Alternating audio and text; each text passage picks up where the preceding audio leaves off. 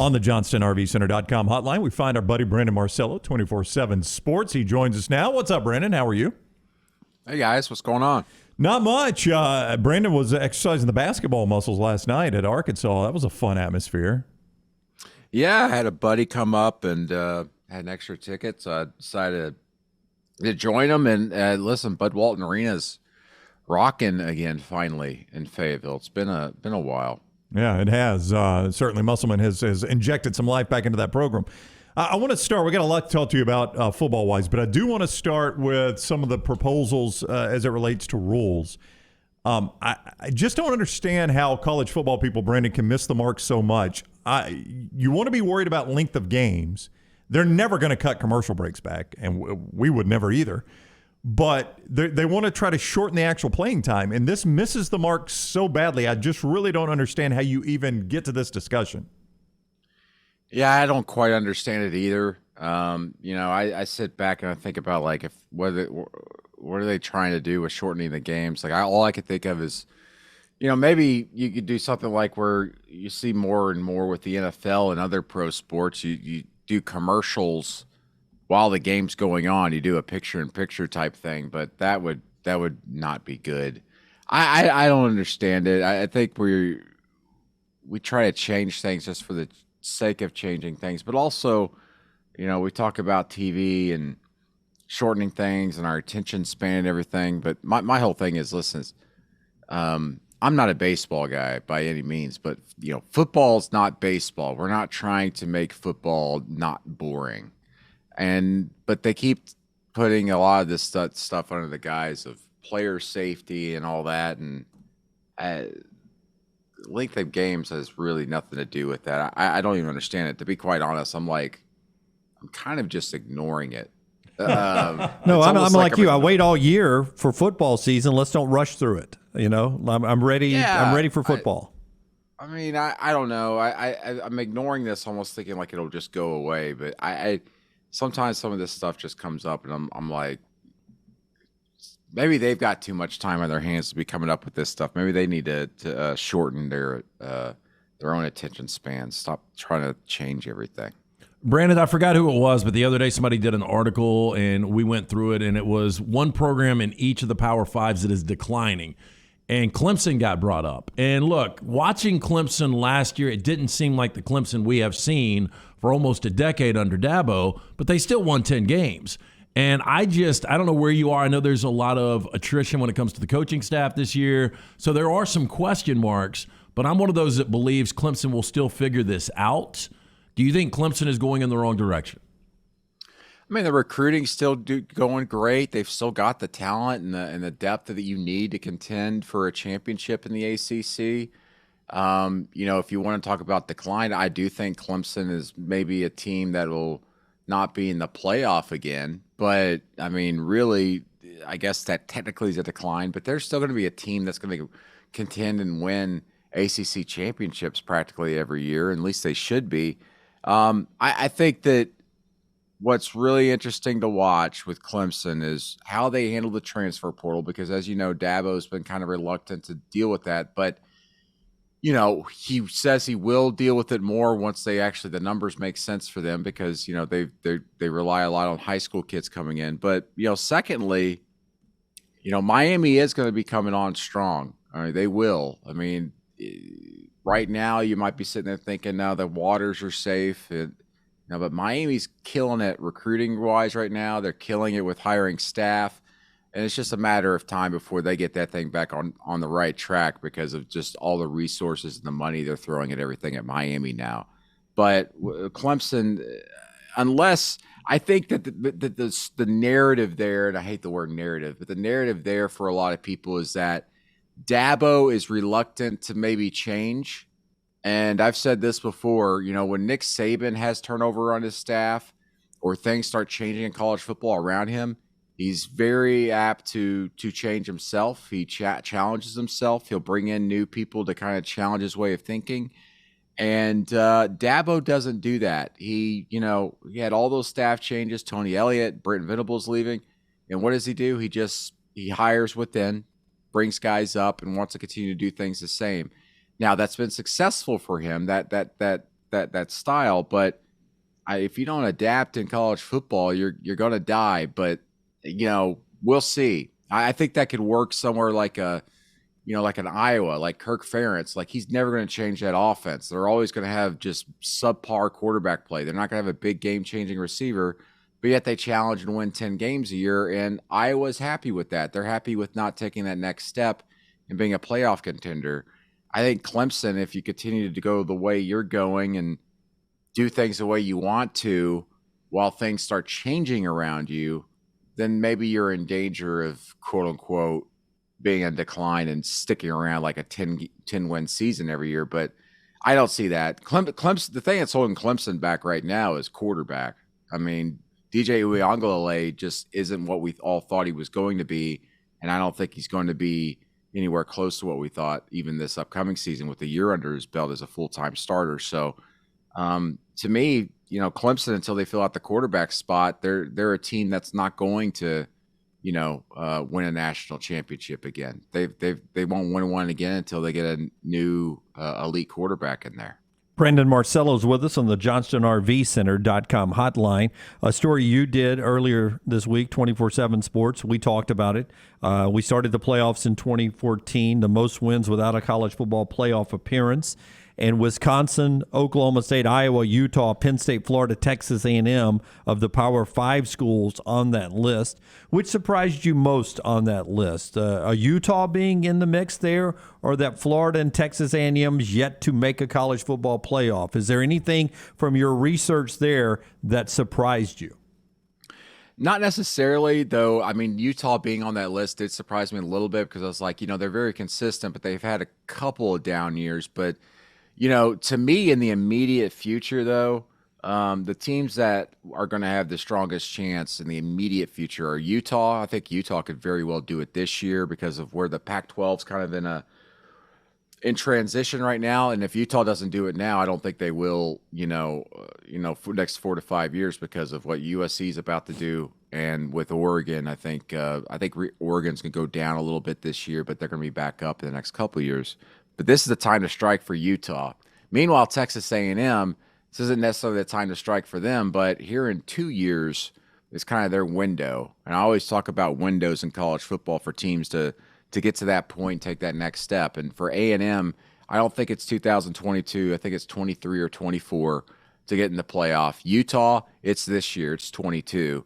And then you look elsewhere across the country, those other teams like Wisconsin, it seems like every year is their year to break through, and they just don't do it. And again, I go back to quarterback. I mean, Wisconsin's just not the type of offense that's going to have a quarterback that's going to be a game breaker with a game-breaking receiver. And to win a national championship now and to win championships, you've got to have that. You got to have a elite quarterback with a game-breaker receiver or two, and that's just not Wisconsin. That's just not Iowa.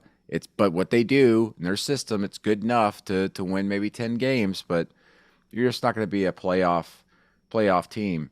Another team, though, I mean, Oklahoma State, they're just so successful, but they've been down. They were down for a couple of years there, and now they're getting back up.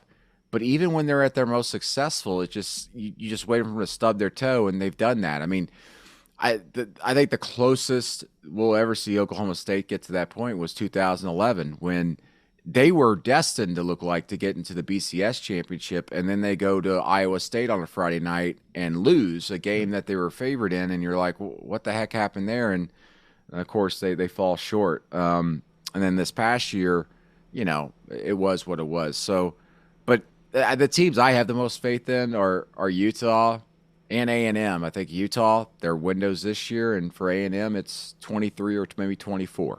You mentioned Oklahoma State. We were randomly talking about them the other day, Brandon, and Gundy's deal is so weird. What did we decide? Was that year 17? He's about to do year 17. He's been absolutely dominated by his biggest rival, and has only won one conference championship. It's weird that you get 17 years with both those facts. Yeah, and it just seems like he does just enough to fall short of winning a title or beating OU. Yeah. And listen, when I went to Bedlam this year, I mean, that was the big thing among the fan base there. It's just like why do we keep getting beat by OU? I mean, a year ago, they were beat badly. I mean, like halfway through the first quarter, it was just like bloodshed. And the fans there were just like, well, this is what Gundy does. This is what happens. Every coach kind of has that like weakness, that fans just assume, oh, well, this is the game.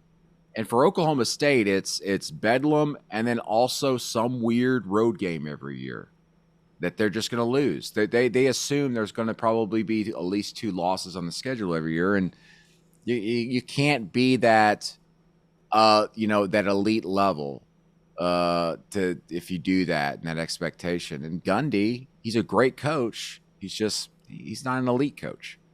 Who's got more pressure this year, Jimbo or Sark? That's a good question. It is so weird, Lance, that you asked that question. I was thinking that same exact question in the pre-show, but then I thought, well, if I ask that, everybody's going to say, well, it's Jimbo, obviously. Yeah, but I don't know that it is because, yeah. the way Texas ended their season, and Texas should just be better than Texas A&M. Maybe it is, maybe not Jimbo, but maybe it is Sark. But here's the thing. We were talking about this actually as a staff yesterday about Texas and whether they're going to be taking the next step forward this year. Their offensive line is still going to be bad this year. They haven't been able to get anybody out of the transfer portal to help them immediately. Their high school recruiting in the offensive line has been fantastic, but that's not going to help them for another couple years. I think there's one kid in that class that's probably going to start this year at right tackle, I think.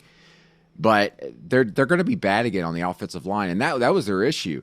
They're just not physical enough. I watched them in person when they played Arkansas, and they got pushed around like crazy, and that continued throughout the year. And that was what really hurt them late. Just because you're getting some really good skill players and some other transfers doesn't mean you're going to win right away. That offensive line is going to be below average again, and I think Texas fans are going to be very frustrated because they're probably going to be like just above 500 this upcoming season, whereas they're probably expecting like in year 2 to maybe be a 9-win team. I just don't see that happening. Now, having said that, 2023, they should be a lot better. That should be a team, should be a team that's like winning 10 games or more. That's when the offensive line should start to figure itself out. But listen, it's as simple as that. That offensive line is just bad, and that's not going to be – you can't cover that up in college football. You just can't. I know you spoke high of Mario Cristobal and Billy Napier's ability to recruit at Miami and Florida. We talked earlier about the 24/7 composite ranking of states and top recruits, and Florida's at the top of the list, and there's Texas, there's Georgia, there's California. At number 5, there's the state of Alabama. Scary for college football that Nick Saban doesn't really have to leave the state to recruit one of the better recruiting classes? Yeah, that's the thing. Yeah, you're exactly right, and it also makes me wonder about like Florida State a little bit. I was really high on Mike Norvell, but I'm like, if you're Florida State, Tallahassee, you got the I-10 corridor. You can be anywhere and be in an elite recruit's living room in a couple of hours just by car. And like you said, you go to Alabama, you go to Georgia, and of course you got the state of Florida there, and yet they're not like tearing it up as much as I think they should. And we're in a period here where I think Miami and Florida are going to be just absolutely going at each other's throats on the recruiting trail in the state there, and trying to shut off the walls of that state to programs like Georgia. Maybe not Alabama, but Georgia is really going to be their big competitor. And I think they're going to start slowing down that run a little bit here the next few years, and they're going to be going at each other's throats. Meanwhile, I think Florida State might be on the outside looking in a little bit, trying to get involved in all that. But yeah, listen, anybody who gets the job or a job at one of those aforementioned schools, here in the Southeast, Alabama, Auburn, Georgia, Florida State, Florida, I would even say UCF to a certain extent now because they're going to the Big 12. You should have top 15 classes every single year. You just should. Not to say it's easy, but it's much easier to recruit there than it is even obviously at Tennessee or South Carolina. And you're exactly right. You're the big dog, and obviously you're the GOAT with Nick Saban. Goodness gracious. And here's the other thing, and you guys know this. this 2023 recruiting class in the state of Alabama might be the best that's been there in 15, 20 years. Yeah.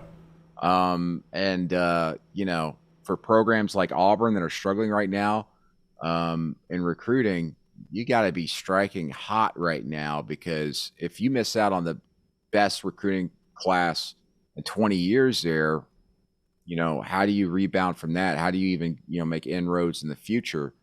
This is the time, if you're Auburn, to try and make some moves in that state, and it just doesn't seem to be happening. It just seems like, it's Alabama, and then, the only new things we're seeing kind of as far as some movement is Miami and Florida starting to regain some traction, but even that's going to take a couple of years because you're not seeing the immediate returns on the recruiting trail. But trust me, Florida, because of that personnel staff they've got, and Miami because the staff Mario Cristobal has built, and also just because, hey, listen, Mario Cristobal doesn't sleep. I think I even read another article yesterday. He loves his Cuban coffee. I think he said he just straps that stuff to his back and he just sucks it down every day. That guy is a legitimate working machine. And I know everybody talks about that. Everybody works hard, but this guy, he doesn't just work hard. He demands it out of every coach. And they're getting after it down there, guys. Miami is going to be, if the output of their work somehow follows with the input of the players that they should be getting down there, I'm telling you, Miami in a couple of years, they're going to be scary. He is Brandon Marcello, National College Football Reporter, 24/7 Sports. Follow him at @bmarcello and see him at 247sports.com. Thank you, Brandon. Always great talking with you. All right. See you guys. Thanks for having me. All right, buddy. Take care. Brandon with us on the JohnstonRVCenter.com hotline.